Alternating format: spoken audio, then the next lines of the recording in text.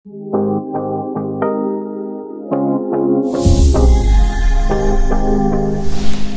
beautiful people and welcome po sa ating channel. So in today's video, I'd like to share all of you my top 5 bath essentials for the year 2023. Ito yung since it's a brand new year, gusto ko lang i-share sa lahat ng aking mga followers kung ano yung nagpapaganda ng aking skin. Hindi boring yung skin natin tignan, hindi siya dry, hindi siya dull tignan. Siyempre, gusto ko rin i-share sa lahat ng mga followers ko kung ano yung beauty bath essentials ko na ginagamit ko ngayon. At I think gagamitin ko pa rin naman siya in the year 2024.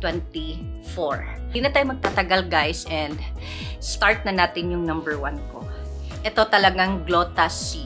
Lahat halos ng mga product ko, binibili ko lang siya sa Watsons. Yan, pag umuwi ako ng Pilipinas, bumibili ako ng maraming product. Ayan, so ang napakaganda nito sis is 3 times powerful whitening effect. So napaka mabilis yung pag-whitens, pagla-lightens ng skin natin kasi meron siyang 3 ingredients na talaga namang mabisa or effective siya to maintain the healthy looking glowing skin. Meron siyang glutathione, meron siyang vitamin C at saka papaya. Lahat naman talaga siguro alam na yan na pagdating sa mga glutathione, pagdating sa mga vitamin C, mga papaya soap, yan talaga yung mabisa na papaputi. Ito, ginagamit ko siya sa underarm ko, sa singit, yan lahat. Ginagamit ko siya sa mga part kung saan madilim. Kung saan gusto kong ma-lightens yung skin ko. Yan, ito yung ginagamit ko sa kanya. Kasi syempre gusto natin na yung skin natin is, overall skin natin is same lang yung tone ng skin natin. Syempre gusto natin yun ang i-achieve ng ating skin. Ako, personally, yan ang gusto kong i-achieve. Like, it doesn't matter guys kung anong skin tone meron ka. Whether you have black skin, you have white skin, you have tan skin. So, depende kung anong gusto mong i-achieve na skin. Basta, for me, ang pinaka-importante is pareho lang. Like, lahat ng overall body parts natin is same tone, same color. Like ganyan. Ayoko yung merong part na dark and then meron ding part na puti. Like ayoko nung ganon. So gusto ko fair skin lang. Gusto nyo ma-maintain yung healthy looking glowing skin. So, anong sa tingin nyo sis? Anong pwede nyong i-comment about maintaining the healthy looking glowing skin? So for me personally, I think bakit gusto ko siyang i-maintain, it's a self-confidence. So number 1 talaga sa akin yung self-confidence. Kung ma-maintain ko yung healthy looking glowing skin ko, it boosts my confidence na hindi ako masyadong mahiyain.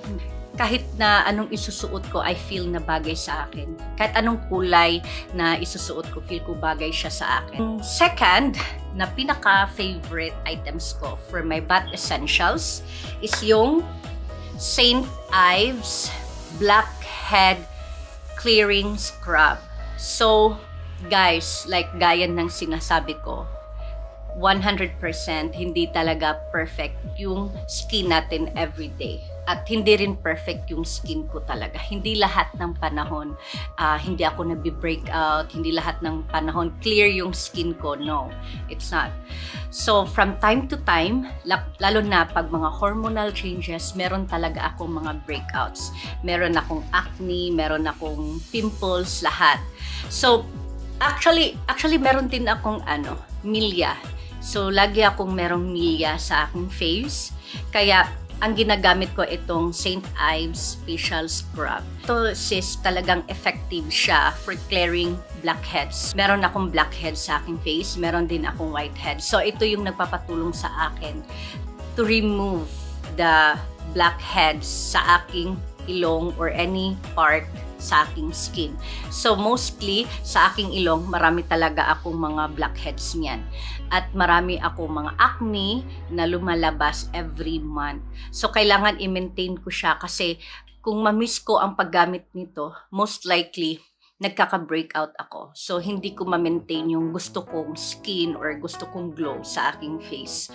So, nagkaka-breakout talaga ako pag hindi ko siya ginagamit.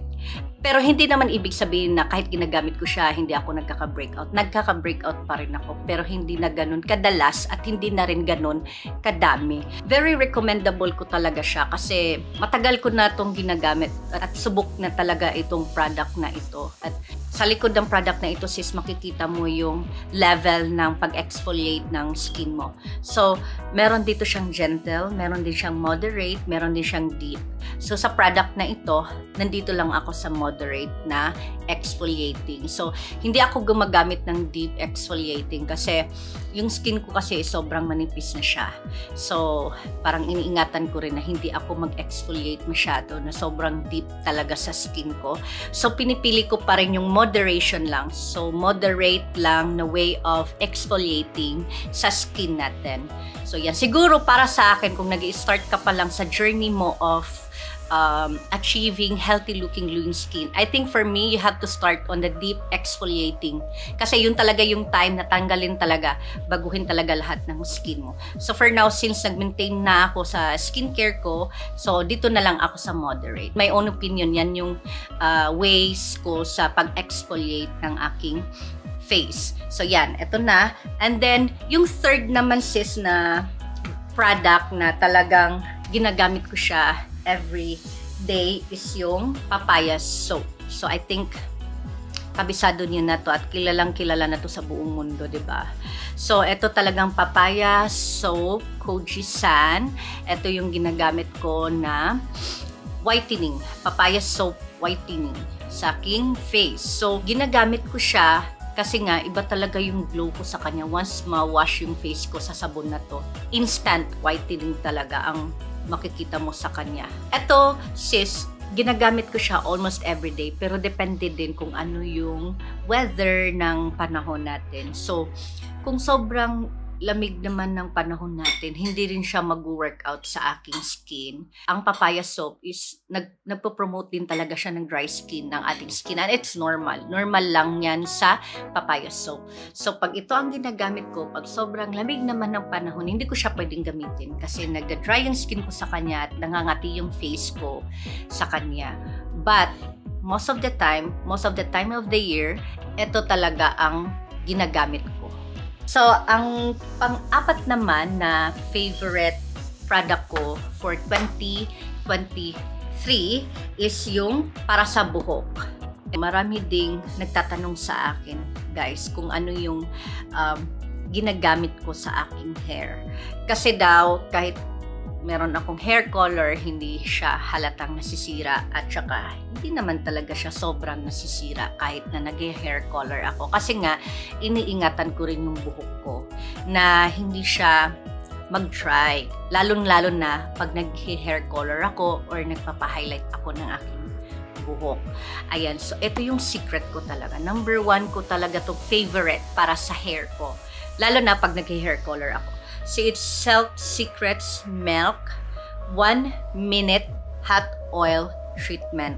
So, hindi lang siya yung typical na shampoo or conditioner. It's a hot oil treatment din talaga siya. So, eto, nabili ko rin ito sa Watsons. Yan, ito yung packaging niya. So, yan. So, etong product na to, hindi ko talaga alam kung ano tong product na to and never ko talaga tong na-try, not until sinuggest to ng pinsan ko. So, I'm so thankful din sa pinsan ko na nagsuggest sa akin sa product na ito. Nakita ko yung hiyang din sa aking buhok. So, every time ginagamit ko siya, talagang shine yung hair ko. At the same time, shine siya na hindi siya oily. So, hindi nag-o-oily yung hair ko sa kanya, which is really good. So, ito yung talagang pinaka number 1 secret ko para to maintain a healthy hair, healthy scalp, and hindi ako nagkakaroon din ng dandruff. Yan. So, ipapakita ko sa inyo guys yung loob niya. So, ganyan lang siya. Diba? Ganyan lang yung kulay niya. And, makikita mo yung texture niya. Ano lang siya. Transparent. Hindi naman siya sobrang sticky gamitin. So yan, ito lang yung isa sa mga nagustuhan ko para sa aking hair. Ayan, so yan, available yan lahat sa Watsons, I think. Kasi nung last time, nabinili ko siya dun sa Watsons Cebu. Super marami naman silang product, hindi naman yung tepong nauubusan. So yan, dun ko lang siya nakikita. And then, ano pa yung pinaka 5? Yan, ang pinaka 5, I think, etong Aboni Spa Milk Salt. Alam niyo naman na to, sis, diba?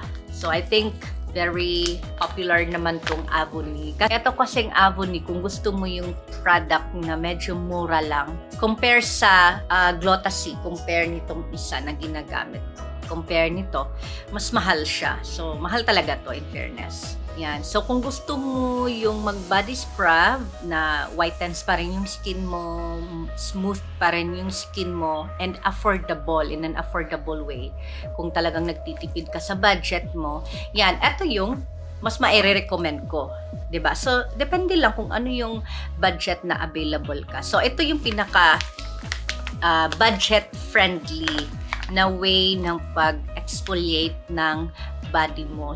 I hope may natutunan kayo sa video natin ngayon.